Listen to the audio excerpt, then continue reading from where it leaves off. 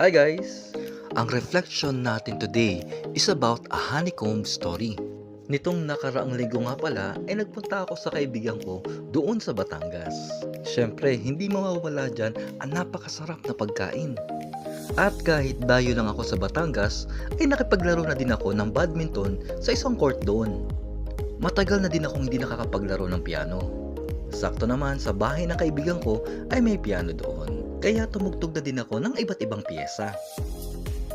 Marami kami na pagkwentuhan ng kaibigan ko. Nakwento ko nga sa kanya na minsan mababa ang self-confidence ko. Na ang dami-dami kong mga insecurities.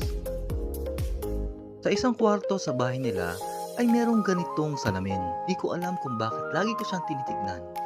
Ang style ng salamin na yon ay parang pa-honeycomb. Noong una ay wala naman akong inisip tungkol doon.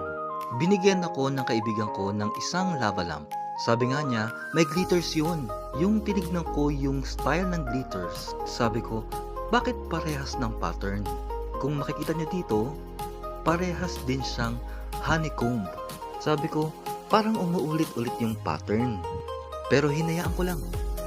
Kinabukasan, sabi ko sa kanya, kain tayo sa labas. At sa dami-dami na pwedeng pagpilian kung saan kami pwedeng kumain, ay dito pa niya napili. Dito kami kumain sa The Beehive. At sa pangatlong pagkakataon ay nakita ko na naman yung honeycomb. Sa entrance nga pala nila ay may makikita kang mga imahe.